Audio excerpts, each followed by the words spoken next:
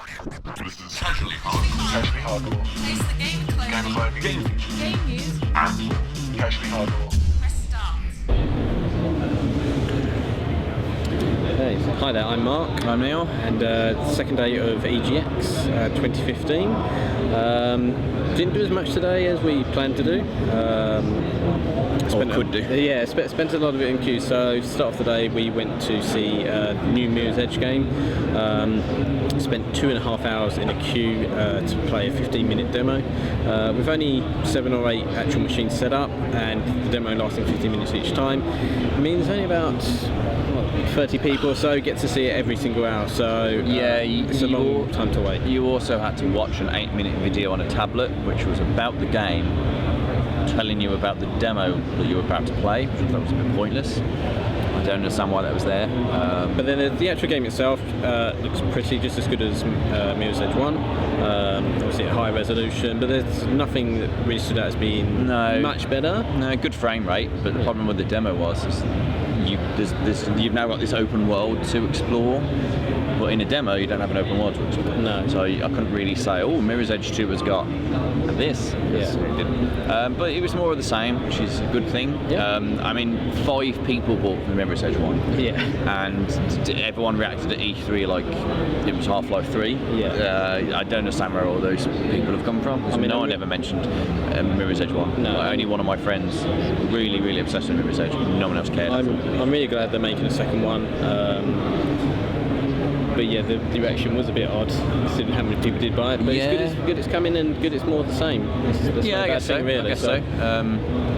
I suppose they wrote themselves into a block. There's not really much more you can do in a world like that. They took out gun combat, so there's less stuff.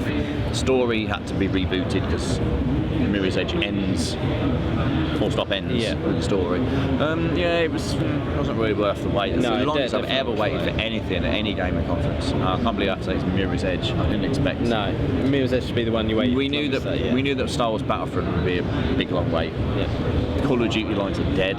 Yep. Quite literally dead. No one's there. No.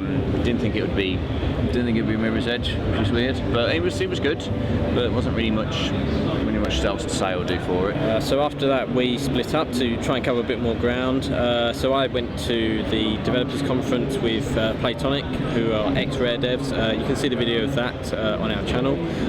Catch up with what they were talking about. Lots of little tidbits about the N64 days, the SNES days, and what they got up to back then. New was over.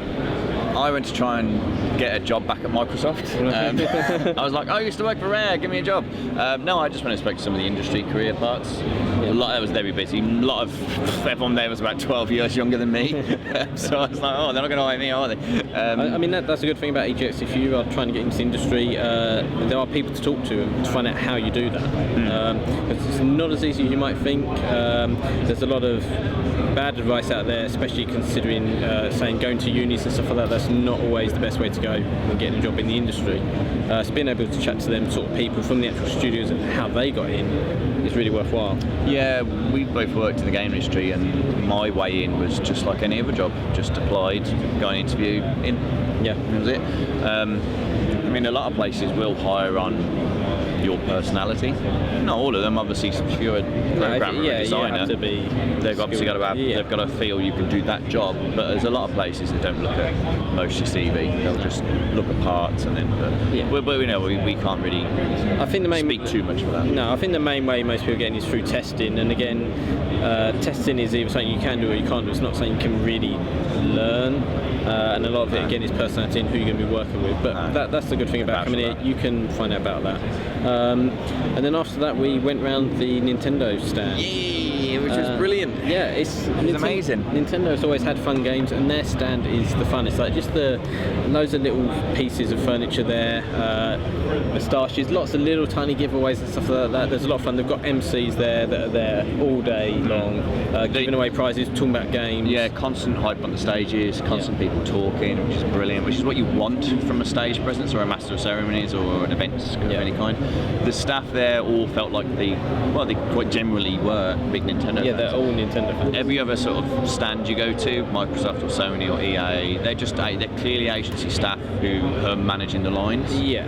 They're not there to talk to you about games. They don't really give a shit. What No. do you know? All the Nintendo girls and people we spoke to, They had a huge passion for Yeah. the game they were talking about, and you could ask them anything and they knew the answer. They weren't like, oh, I don't know, or just making up stuff. They knew what they were talking about, which was really good. They were happy to show you how to play the game. They would stand by you and give you instructions and tell you loads of little secrets instead of getting you to play like a little demo. You're actually playing pretty much full version of the games there. you also felt like you were comfortable in there. Yeah. I didn't look at anything in the Nintendo stand and go, oh my god, look at the queue. Well, and the best thing is most of the stuff they didn't have queues. It was just there's a demo pod, you stand there, you talk to someone, and then you're going off and playing it. Yeah, it just felt great. Yeah, it's just typical Nintendo. I didn't feel like I was being stressed out or being fooled around or messed around. I was like, oh, everything's colourful, fun, and nice. Yeah. And the stage presence was really good. They were constantly getting people up doing stupid things like dancing, and then they'd throw them prizes. Well, they didn't throw prizes. They gave out prizes. Yeah. Gave out prizes. We were just at the Microsoft stand, and they were lobbing coffee cups with t-shirts in them. Yeah. I could have got one that was in front of me, but I'm pretty sure I would have headbutted and knocked out the guy who was lunging for it much faster than I was. But I didn't try and jump on it. I was like, oh, look. Oh, okay. And there were people jumping and whacking into each other, and it was like, oh, this is all a bit dangerous. But overall, the Nintendo stand was great. We played. You had Xenoblade. Yep. There, We didn't have a clue what that. The controls were so confusing. Yeah, it looks amazing. Like you're going to say for a Wii game, but it does look really good. If you're into RPGs, definitely that. We looked at Animal Crossing Happy Home Designer, where Neil had his picture taken with Tom Nook. There you go, cheeky little Tom.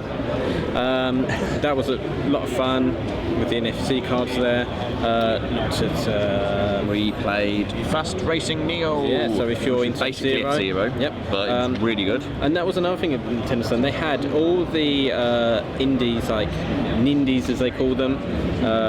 They had devs there for each of the stands, so you could chat to the developers about their actual game and find out more about it from the developers themselves, which was really nice, again, to get that sort of feedback. Yeah, so they had Mario Maker there, so that and Splatoon. So if you already played them, fair enough, you don't need to play them again. But Nintendo's all about not what's coming out and for this week, they're about building on everything they have. You know, why not have fun with a game that's 6 months old or whatever? You don't need to play the next new thing, just play the Nintendo product. Very engaging staff, very nice staff, very welcoming, very fun. I felt like I could actually have a chat to them. There's a lot of these conferences and expos you go to, and you see a rep, it's probably an attractive woman, and they're in the queues, and they'll say, "Oh, how are you all guys doing?" And usually you're just like, "Fine, good, thank you. How are you?" Yeah. You know, you don't really feel like you want to talk to them. They probably don't care. No. I mean, they are agency staff doing different types of entertainment jobs and repping jobs. But at least with the Nintendo staff, I had a girl speak to me about Animal Crossing, and it was quite clear she liked Animal Crossing. Yeah. And I think that passion really sells the game as well, definitely.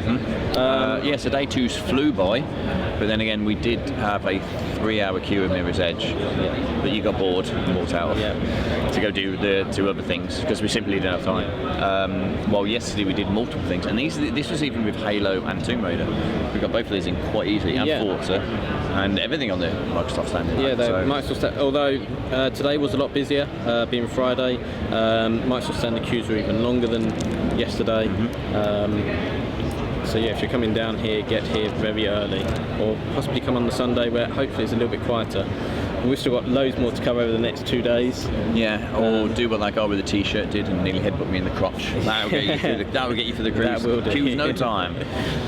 So we're going to try and cover Sony tomorrow and look at the indies as well, and then mop up anything we missed really. Or at least try to within the time. So if you want to see more of our videos, make sure you subscribe, like, all that sort of stuff, and then check back and we'll have more videos soon. Bye! Did you enjoy that video? Then hit that like button.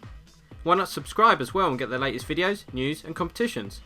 Don't forget to check out casuallyhardcore.com, where you can buy hundreds of video game shirts and geek clothing, or make your own shirts with worldwide shipping also available. Until next time, stay casually hardcore.